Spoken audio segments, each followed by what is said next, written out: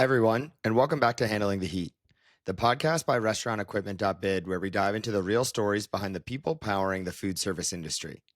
My name is Zach Sherman, and on today's episode, I'm joined by Ararat El-Rawi, chef, storyteller, and the heart behind Café Little Armenia in Greenpoint, Brooklyn. We get into his incredible journey from growing up in an Armenian household in Minnesota, surrounded by nonstop cooking, to navigating New York's fine dining world at places like Aquavit, Red Rooster, and Eska. Ararat shares how some folding tables and chairs outside his apartment during COVID turned into a pop-up that captured the city's attention and eventually became one of the newest, intimate, and soulful neighborhood restaurants in Brooklyn. We talk about building authenticity into a space, the realities of running a small New York City restaurant, and why hospitality and comfort matter just as much as the food itself. It's a conversation about culture, craft, grit, and the kind of community you can only build when you've lived a dozen lives in and around the kitchen. Let's dive into it. Really appreciate you taking the time to be with us on our podcast. Thanks for having me. Cool. So, all right, what's something you've eaten recently that you've really enjoyed? It's something we ask everybody on the podcast before we jump into it. Something I've eaten recently that I've really enjoyed. I had a bite over at Little Tiffin up the street. You know, they're my friends to begin with, but also because their food is really, really good. I always love going up there. And then there's a place up the block called Eastern District. Man, they make these sandwiches. Oof, fresh, good meats, good stuff, fresh bread. It's hard to resist. When you're back there in the kitchen prepping all day, you just want a little snack or a little bite. You look around and it's like, man, them sandwiches with that rosemary ham. Let's go get one. So Awesome. Keep it in the family, the Greenpoint neighborhood family with those recommendations. That's great. I like that. Tight-knit community, no? of course, I love this neighborhood for those reasons. When right next to me, the owners came over, the first 4 days, when the construction started and introduced themselves and, endeared themselves. If you need anything, come talk to us, ice, bar towels, paper towels, a phone number, Little Tiffin, same thing, came by, said hello, greeted me and said, someday you'll, won't be the new guy. There'll be somebody else and you can greet them the way we're greeting you. And, come talk to us if you need anything. And we see each other on the street, hey, how you doing? It's just really, really just, yeah, it's nice to be a part of this kind of, neighborhood and community. Me, I just want to do my end of it in my own way, and that's it. I'm not better than anybody else. I'm not worse than anybody else. I'm just have my menu.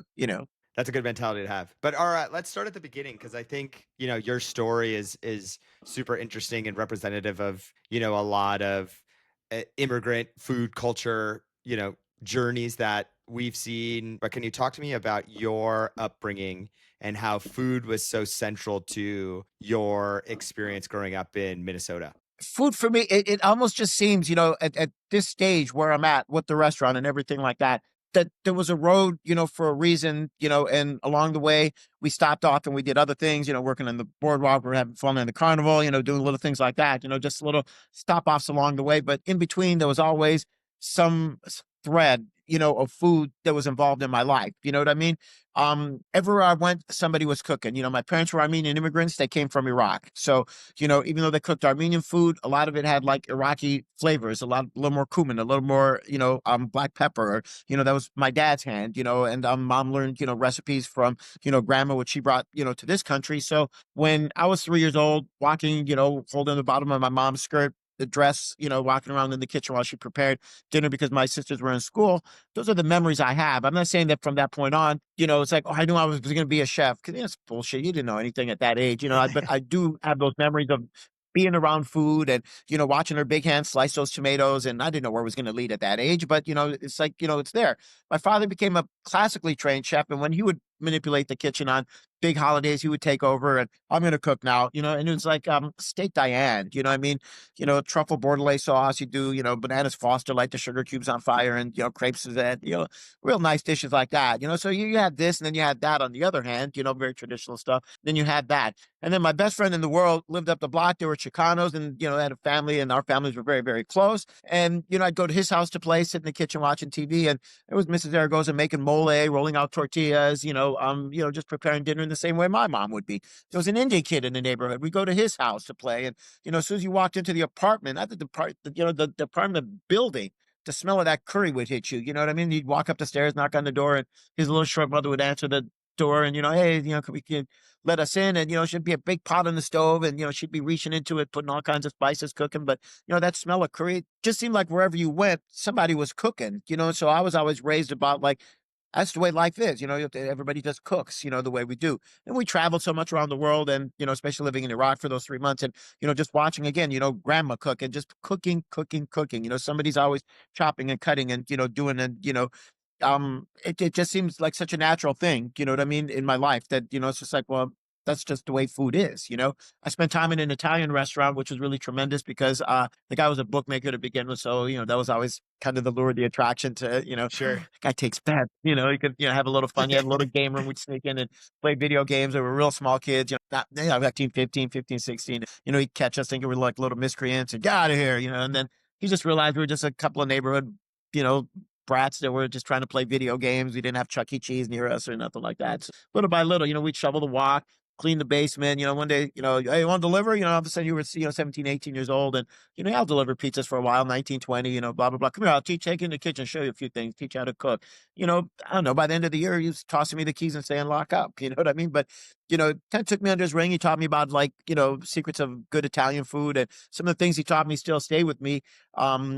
Because I've never I've seen a lot of other people make red sauces and stuff like that, but the little things that he taught me, I was like, huh, okay, that makes so much sense, what he did. And I haven't really seen it since. So I always think of that, like that great experience of, being around somebody like that. And, it just seems so strange that he understood it on such a basic level, for a guy that you wouldn't think so. He looked like a bookmaker, Yeah. this was a cricket, ear was Sure. bent a little bit and he had this, kind of funny look on his face, but it's like, man, I don't know, it was just fun, but he taught me how to, do things the right way and certain things like that. So science, he taught me to not put sugar in a red sauce. He said, you're trying to get the acid out of a red sauce, right? He said, the tomatoes have acid in them. So you don't want that acid. You don't want your sauce to be acidy. He said, a lot of people put sugar in the sauce because it sweetens the sauce, but sugar is an acid. And so you're really adding an acid to sweeten something up. Here's what I do. And he pulled out these massive big carrots and he dropped the carrots in the sauce. And he said, I throw the carrots in the sauce and the carrots act as a reactor. They suck up the acid from the tomatoes. And while they're cooking into it, they release the sweet of themselves, the natural sweet that carrots have. Now pull the carrots out. It's got all the acid of the tomatoes in it like a sponge. Throw them away. The sauce has been sweetened from the carrots and you never had to add an acid to an acid. And it's a better sauce that way. And it's like, and that's smart, like that just makes such sense, and things like that. You know what I mean? It's interesting because I think your experience is like, even though it may not be the forefront food at every time, it's like at every kind of stage of life, there is some little tidbit or thing that you're taking with you, either culturally or, recipe development wise or cooking, kind of prep wise with the carrots and the sauce that let you You don't be realize it who till you you get are. older, that Yeah. that's it. When you're living through it, it's a whole different thing. You know what I mean? My parents opened a little Armenian restaurant. It was called Baghdad Cafe. And, again, you mopped the floors, you took the orders, you were a restaurant kid, and my spinach pie that I make in the restaurant, again, I just remember watching my dad, make spinach pie in his restaurant and, mince those onions, cook them in the butter, everything I do is, when I got old enough to ask him, it's like, why are you doing it? And he would break down why he was doing what he was doing. No, no, no. You got to let those onions get soft in the butter. You got to let the spinach cook into the onions. See, don't just put everything in. Just, one at a time, one at a time, and it was so nice and people complimented him all the time on it. It's like, man, that cardamom, and just, he added it at the right time, toasting the pine nuts. He's like, you got to toast them. Don't just put them in. That little bit of oil, it's going to make a difference. He would say these things and, and everyone would be like, oh my God, it's so good. It's so good. And it's like, okay, well, I'm going to do the same thing. And that's my spinach pie.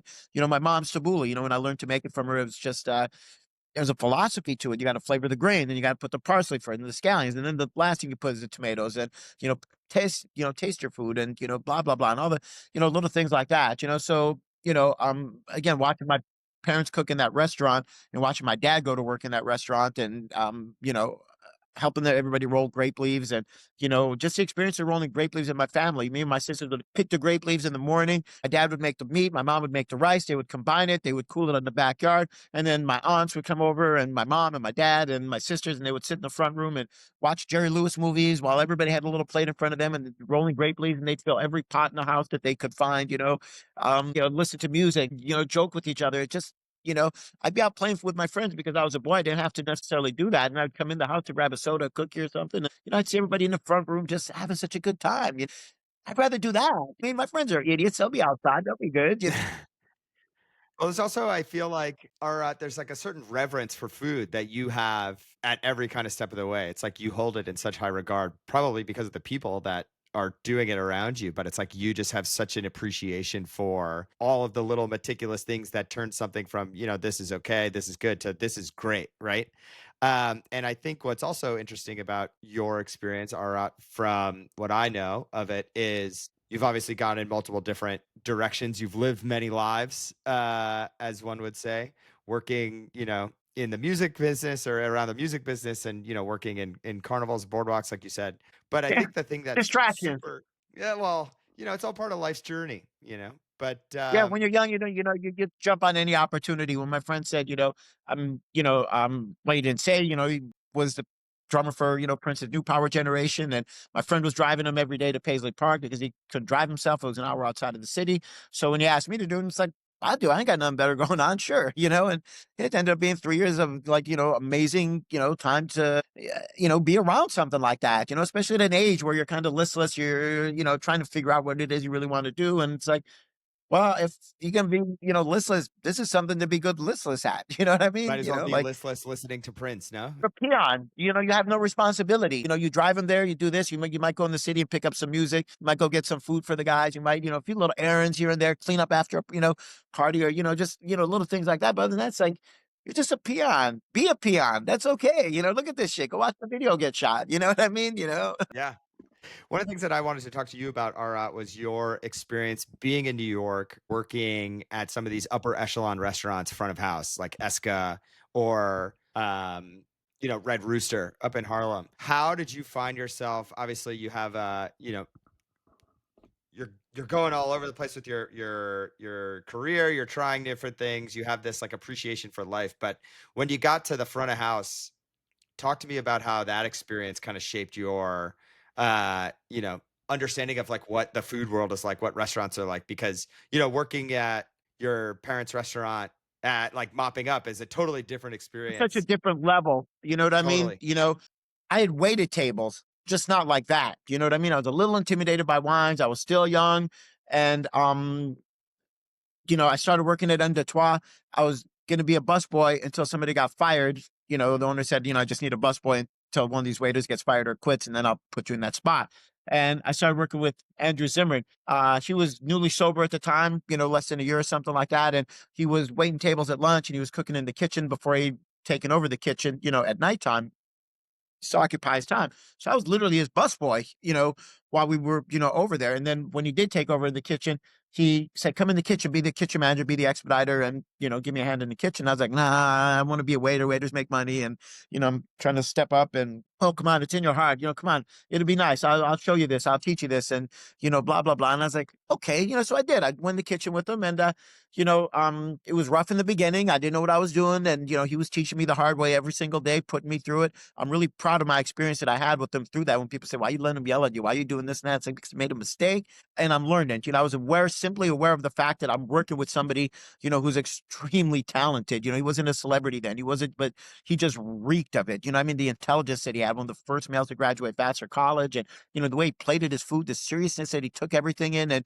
you couldn't joke around. You thought it would be cute and you thought maybe it'd be a little fun or something like that. But it's like, there was no joking around when it came to food and preparation and, his integrity, for it. And if you were either on board or you weren't, and it took him a long time. I don't know. I think he was like testing to see if my heart was true about it, but I was really proud of that because, I came through the fires, with a lot of integrity, from that. Then I made a bad deal and I got stuck 50 grand in the restaurant and was like, uh-oh. So I decided the best thing to do would be to get a job as a fine dining waiter, start making that fine dining money that I would watch these waiters walk out of there every single night with. And it's like, man, you guys talk about food. That's all we do is talk about food in this kitchen. It can't be that hard at that level. You just got to learn wines a little bit and don't be intimidated by the, drinks. I was that guy that was like gin and tonic. Is that mix? I remember asking the bartender the first time, it's like, this guy said he wants a martini. He said, make it dirty. I didn't know what the fuck that was, and he was like, oh, okay. And I was like, what do you mean dirty? Like, what are you going to spit in it? Or are you going to curse at it? What are you going to do? But you're learning though at that step of the way. they poured the olive juice, and I was like, "Oh, I get it dirty. It looks, oh, man, it's like this revelation, for this kind of young dumb idiot, But I picked a very nice restaurant because wanted to continue my growth in food. I didn't want to leave that world, but I just couldn't make 865 an hour anymore. While I was 50 grand in debt, having to live in the small ass efficiency, to pay my way out. So I was really smart about it. I went to the best restaurant in the city, and I worked in team service. I would train my boxing training in the daytime, or I'd work a lunch shift. And either way, I would go to work early, like at 2 o'clock, and I would set up the station for me and my partner, not punch in. And with the extra hour, 15 minutes, hour 20, whatever was left, I'd go in the kitchen and say, "Hey, chef, what's up?" "Hey, all right, what's up?" And I'd say, "What are you doing, man? What can I work with you? Show me something, teach me something." And, we'd work on a little something together. He'd give me a little project to do. And, I'm working with an extremely, extremely talented chef. This is at Esca? No, his name was Kevin Cullen. It was in Minneapolis at a place called Goodfellows, and he had so much integrity. He taught us about integrity. The staff loved him. He loved the staff. We worked hard for him. And it wasn't, very, very, very little, like, no hatred. Everybody knew what their job was. It was really like playing for the Yankees when you went there and just watched the team, how everybody knew what to do. Side work was always done. It was just like, man, and a lot of those waiters, I mean, they were practically sommeliers. They knew so much about wine, and so, it was a little bit intimidating, but I was like, you got to start making that money. So I was still getting the best of both worlds, cooking, going home and practicing in that small ass apartment, and then waiting tables, and making my money, as the shift started, and, just keeping both feet in both worlds, Yeah, as yeah. far as that goes. That was really, really great for me. At some point, I just got bored. Cullen left. There wasn't much going on. And, Minneapolis is a nice city, but it's a small food city. And I really wanted to test my waters. I wanted to see, am I as good as I say I am? Because at this point, I was an amazing waiter. I was the guy that would run across the street and get you a Dr. Pepper. We don't got Dr. Pepper, but it's like, I'll go get you one, whatever it is, whatever. We Sure. really, really took care of our guests. We were constantly, people requested to sit in my section. And, I'm proud of that. I'm not saying like I was the shit or nothing. It took me a long time, to really learn it. But hospitality came easy to begin with. But, fine tuning and fine dining and watching, how everybody else did things. And it's just like, yeah, it was really, really easy. I just wanted to see if I was as true as I thought, or am I just a big fish swimming in a small pond, So there was nothing going on. I paid my debt in Minneapolis. And I said, I'm going to go to New York, and I'm really going to see if I, what's up, So I did. I worked at a really, really nice place, and sadly, it closed after a couple months that I was there. With some real infighting that was going on. And I was like, okay, well, they want that gig. Bummed around a little bit. My mom passed away. I was really sad. I was working at my friend's hamburger place. He was Armenian. It was just a good place to hide from the world. I didn't have to do anything but just run the tiny little hamburger stand, 8 little tables, burgers, whatever. And, it was a good thing to do. But at some point, it's like, got to get back on the horse, got to go out and do it. So I started working at Aquavie, and I went there and I became a food runner, then became back waiter, became a captain, I did that for about a year. After that year, Marcus Samuelson was opening Red Rooster, and Chef Michael Garrett was going over there to open it with him, and he invited me. He said, "Hey, Marcus has opened that place. I'm sure they need guys. Why don't you come on over?" And I was like, "Yeah, I was sick of Aquavie by then, and okay, got it." So it was like a great opportunity. It's a brand new place opening up. He's a renowned chef. He was the first chef to do Barack Obama's dinner at the White House. He's got a book coming out. Let's go. So I got there, day 2 or day 3, just when it was really, opening the doors. They had a lot to do, and I'm proud of the fact that, in the time that I was there for 4.5 years. The fingerprints that I left, when I still go there now and I look at the buffet for, the Sunday brunch, it's like, that's the one I set up for them way back when. I see the expediting system that me and the chef set up together, because it was just chaotic in the beginning, like any place. Yeah, you're building something from scratch. Yeah, you can't judge it based on that, Somebody gave me a review. I went there 3 weeks after it opened, and I didn't think it was that good. And it's like, sure, bro, yeah, well, 3 weeks, give me a chance, And obviously I was there for 4 years. I must have done something, right? So, happy with that, quit that after 4.5 years. It was just time to move on. Helped my other friend open a place called The Gander. And yeah, Chef Jesse Schenker, he's a great chef. He's a good friend, and I helped him do that for a while. And then I started working at Esca. Boy, Chef Dave, he's first chef to bring crudo to New York, amazing reputation, unbelievable fisherman, integrity, everything that you would want, from a chef. His fish connections for all the years that he's been at it, that's why I had a, first page crudo menu with 12 different fish on it every single day, like, fluke and opa and, different olive oils and sea salts. And, it's just, what a place to work. The waiter's the same thing. Like, we're guys that were like 15, 16 years, and the place is open 20 years. I get, but I've been there 15, 16 years. They know how to sell the menu. They know the guests. They know, everything. They know how to work with each other. It was a difficult place, when you went in and you got your waiter job and, right away when you saw how everybody worked, it was the same thing like Goodfellas. Not since Goodfellas had I seen a staff that put together that have been working with each other for so long. There were people that came and they got in, and after a few weeks, it was like a revolving door. He had this regular bunch of guys that knew how to sell the food, appreciate the food, knew what he expected, did what he expected, and everything was okay with them. And then there were these other guys that they just couldn't hang, they couldn't figure it out. And either they got fired or, but it wasn't an easy job to get. It's a very different world today. Me and the chef would talk about that, like sometimes you have, the way help is and the way staff is. But when I got the job, you trained for 2 weeks and you had to learn the wines and the regions they came from. You had to learn the fish, the different profiles of the fish, what wines paired up with it. And then you had to have after 2 weeks of like intense training, you had to sit at the bar with the chef and have a little meeting, and a test. And she was going to ask you questions and you had to answer them. And he was the emperor. He either gave you the thumbs up or the thumbs down. She gave you the thumbs down. There was no try for another week and we'll see if you get better. It was just like, you don't get another chance. Somebody said in 18 years, 15 years, he's only given one person a second chance a little bit. So it was a lot of pressure if you really wanted the job, and you didn't want to not get the job, and then some of the other guys, it was like 5 of us that were training together. Some of them just seemed like they were okay with it. It was just going to be a waiter job to them or something like that. It was going to be way more than that to me. I mean, I was studying and going home every night. Okay, this region, and okay, this comes from there, the Vermentine, okay, that, trying to get it. And then,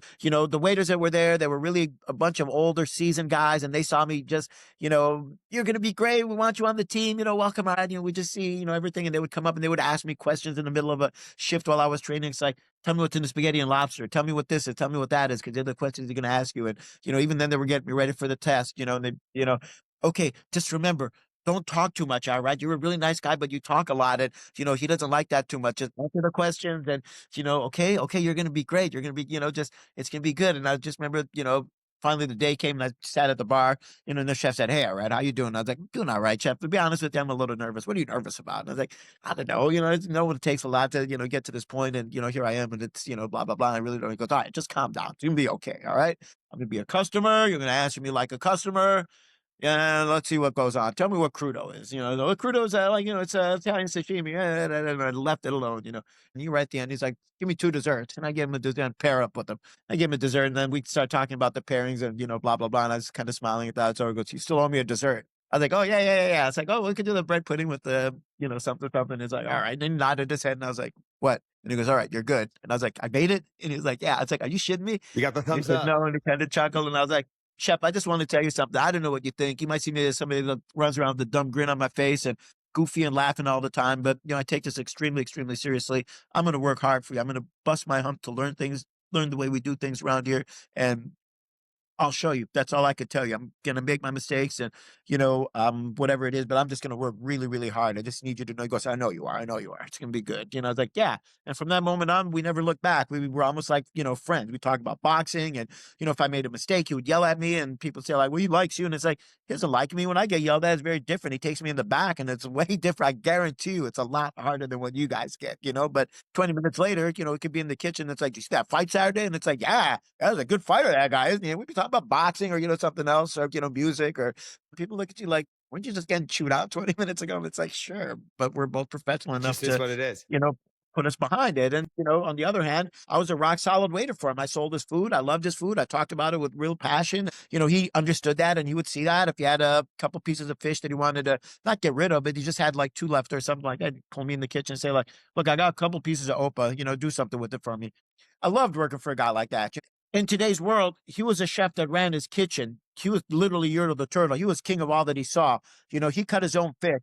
He showed up every day. He expedited his tickets. He saw every ticket that came in. If something was wrong or something was amiss, get him back here. I mean, there was nothing you were going to get by that guy. And that's so unusual in this day and age. All the big chefs that you see, that you used to actually cook in their kitchens. I don't want to piss on anybody, but these guys at this point in their career, good for them. They've earned it. They put all their time in, but all they do is open restaurants. They don't Well, I was cook going in to their say own that there's a lot of places. similarities, Ararat, to how you describe Chef Dave and how he ran his restaurant to how, you run your little He Armenia showed us cafe how where to we do want it, to be in. plain Yeah, and no, simple, you that's know? great. So I want to Ararat transition into talking about your pop-up out of your apartment. And up until this point, you've had unbelievable experiences at every level of formality for a restaurant, multiple different types of cuisines. And Listen, man, I've been you, cooking yeah, any place I lived, it's been a kitchen.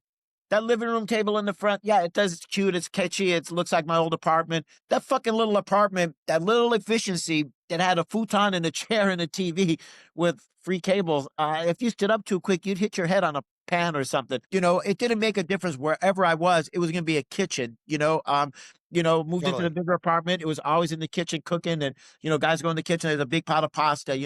I just love doing it. And when I got my own apartment, it was the same thing. Budgeting money, cooking. Even though you're working in restaurants, it didn't make a difference. I'd still cook and have people come over, have these little intimate dinner parties. When I just want to work on my game, I can make this now. I can make that now. I can make this now until I've got 4 or 5 dishes in me. Then it's like, all right, I'm gonna have a party now. I'm gonna try all these new dishes on people. Then I move on in life and keep cooking new food and doing what I do while I'm serving and keep learning in different kitchens and doing what I do. So you know Esca closes, here was my chance. You know what I mean? I looked at that as, Armenian and punk rock, both punk rock and Armenians.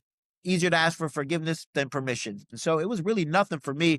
The first year when my landlady said, put up a table and sell some Armenian food, make some friends, see what happens. You're not gonna make a lot of money, but a couple, $200, $300 on the weekends and getting to know people and keep your hands busy when everybody's locked down on COVID.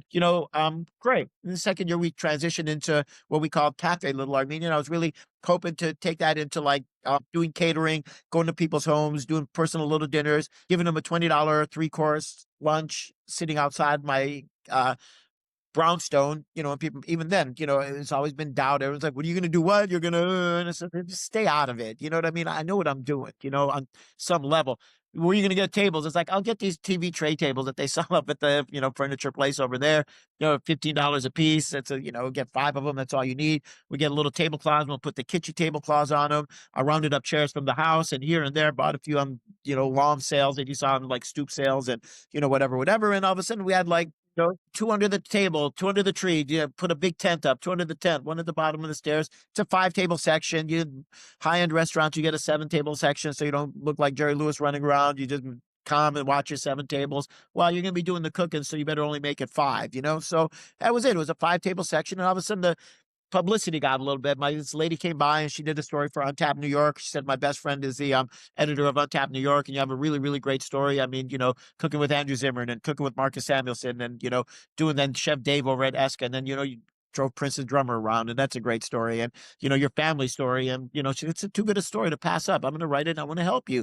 Help me. Thank you, lady. So she wrote a story and, the Instagram built up, and we were suddenly only on the weekend thing that I was doing was filling up every, we want to come, we want to come, we want to come. I could barely manage the reservations, for 5 stupid tables, and people just wanted to come and experience, getting served by me and eating the food that I was making, whether it was going to be risotto this week and crab cakes or, whatever it was. And it was just, selling out.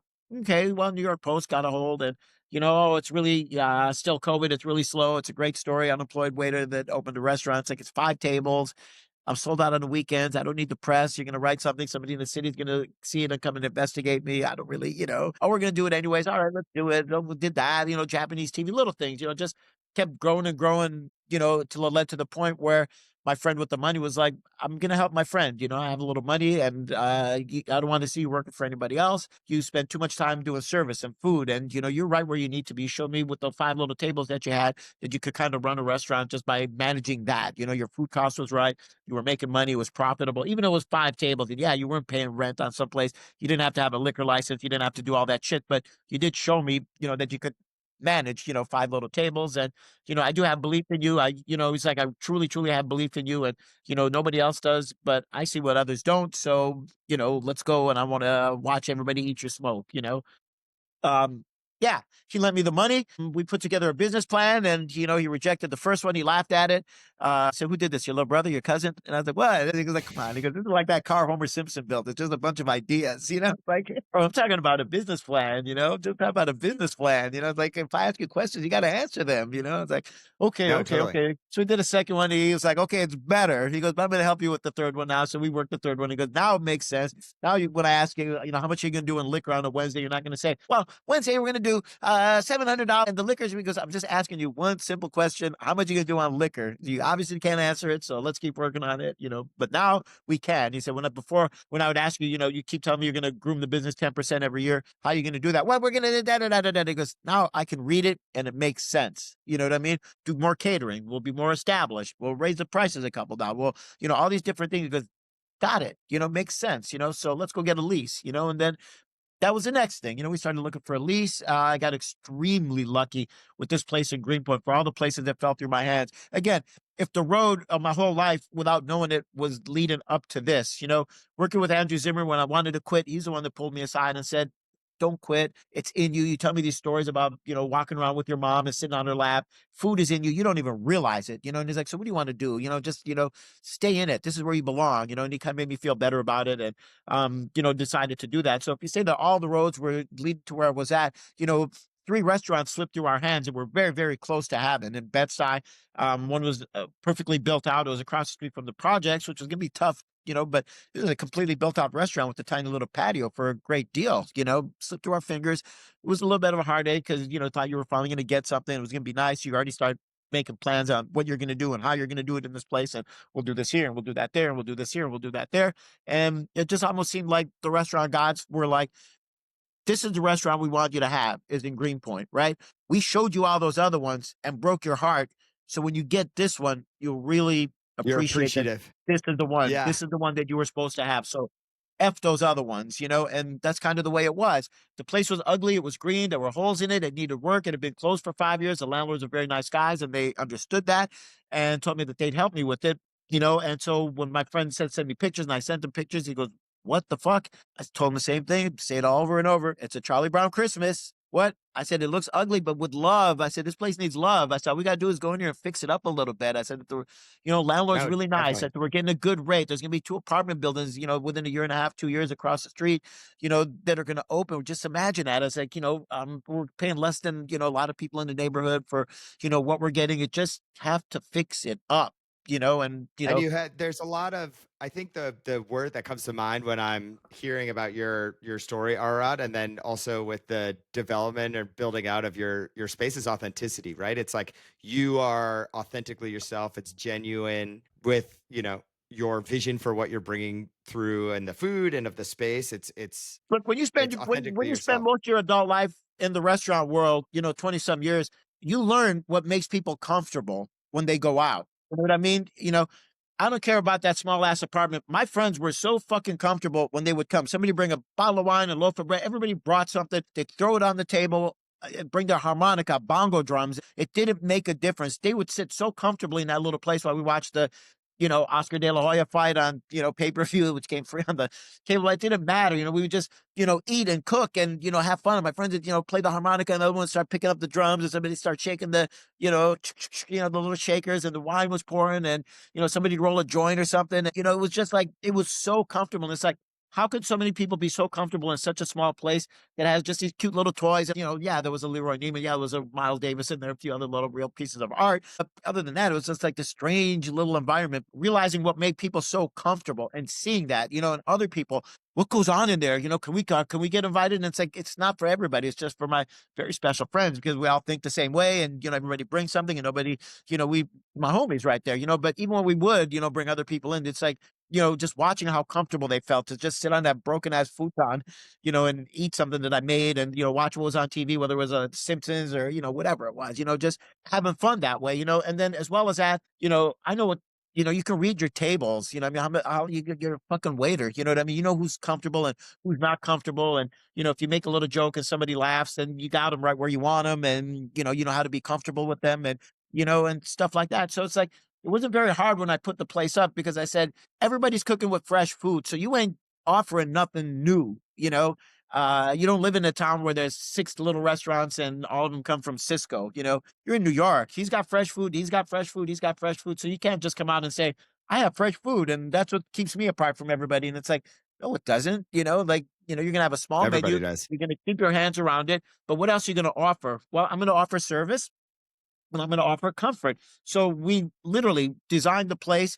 to have that feel. If it's a big version of all those little fucking apartments that I lived in and cooked in, and people would come and be so comfortable. It didn't matter, studios, whatever the fuck is sitting on the street, whatever it was, people just had this comfortable feeling. So it's like, that's going to be the vibe of your room. It's going to be really comfortable. People come and play with the shit, and look at the little art on the walls and, sit back in the booth, relax. You give them the little snack, and you got them right where you want them. They get a little something when they sit down. They get service. You get a folded napkin. You get water poured. Somebody comes and talks to you about the wine, offers you a taste of any of the wines. Then they bring you the menu, describe to you what's on the menu, and take your order. Cater the order to your, liking. Are you guys sharing everything? Yeah. So we'll bring a little tabbouleh. Then I'll make the beet as a second course. You can share that, and we'll do your entrees as the third course, unless you're in a hurry. No, we're not in a hurry. We just want to sit and relax. Great. Let's do that. And, finish with a little dessert, make a little The sample, play with experience them, comes something for across, them. all And right, as a patron myself, I would say the experience definitely comes across as a comfortable experience, and it that's feels what we're like it's like you're chasing, part of someone's home, you know? that's Yeah, what I no, and it want. definitely comes across. What does success mean to you now? Which I think is a hard thing, especially when you're trying to curate such a vibe, right? That's like so focused on the experience. Are you concerned about, or like, are you thinking about like what's next, or are you appreciating what you've done up until, like, because you've been open for a couple of years now in the space? Like, what is there? 15, 16 months. The Yeah. first 3 months I didn't count because we just opened, we didn't even have the computer set up. We were taking cash as Zelle for 2 months, and, the Right. menu was so small. The help wasn't great. We were just happy to get through a service until we could get better the next day. So from the early days, from day one, the challenge was get better today than yesterday, get better today than yesterday. I opened 3 different restaurants in the city, and each one of them was really, really tough in the beginning. So I already understood that it wasn't going to be easy from the beginning, that you're going to bump around, you're going to fool around, you're going to have to trust this, try that, see what works. People like this, they didn't like that. They were into this, they weren't into that. Shut your mouth on this one, blah, blah, blah. And, just find your way, build your way, let the menu get bigger, let the menu, get some time, breathe, let your head get up a little bit. And every single day, try to do something better and get the restaurant better than the day before. And that was kind of the goal back then, was to do that. The reviews started coming. I had 50 before I even read one. Somebody said, you got 50 reviews already, 47 or something. And I was like, what the fuck is, what are those? And he's like, bro, go on Google and read. They're, saying good things about you. It's like, I don't know. All I know is I'm cooking every day and I'm serving at night, and that's it. I'm just existing in this world, and trying to get the place going. So back from then, that was success. Now success is getting the rent paid. You know what I mean? I mean, Yeah. I mean, it's a business and you better take it seriously. You have financial obligations, you have financial responsibilities, and it's not cute and it's not fun anymore as far as like, oh, you made a little of this or you made something like that. It's like, it's time to watch the pennies and, treat it like a business. You know what I mean? So, um, you know, there's success that way, but that doesn't mean anything without success. To me, is people coming, enjoying, feeling what I'm doing, appreciating it, and that's it. That's the most, that's the best I could say, is just have a solid reputation. Of not everything may be great, it may be a hit or it may be a miss, but I'll tell you one thing about that guy. He's going to cook you a good meal. He's going to try real hard to cook you a good meal. And no matter, what it is that people think or say, he cooks fresh. He goes to the market himself. He brings his stuff, with his own hands. And, it's such a throwback. It's such an old school way of doing things, that this is the way restaurants used to be. And I'm proud to do that for the small things that I have on my menu. Just go and get what you need and cook it. There's a small cooler back there and a little refrigerator. There's not a lot of room to put a case of something and hope that it lasts till the end of the week. And if it doesn't, you have to throw some of it away, or, you order too much and, the mint went wilty. It's like, I'll just go buy more mint when I need it. You know what I mean? And, Yeah. we'll just No, keep, definitely. doing that. So, that's success to me, is that, having a good reputation in the neighborhood, working hard. I think we have a pretty good reputation in the neighborhood because it's really nice for the few that don't get it and few that say, oh, it took too long, or, blah, blah, blah. It's really nice to walk up the street, go to the store and, run into somebody and say, hey, chef, how you doing? Even in your street clothes, So in the short time that we've been here, it's really nice to at least be known in the neighborhood, even if they think he's a really nice guy, but his food's bad, or, I don't really like it, or, something like that. It's like, at least they know who you are. You know what I mean? Yeah, So well, that wasn't my experience because I enjoyed the food, enjoyed thank the you. conversation, and I definitely enjoyed the experience overall. But all right, I think this has been an awesome conversation. I really appreciate you taking the time, and excited to hear more of your success as you continue to grow and provide that experience to more and more people. Thank you. Thank you. Thank you. Thank you. This has been an awesome time, man. I appreciate you taking time to let me do this. It's just it's a fun, it's part of it. You know what I mean? So it's great, man. Listen, thank you.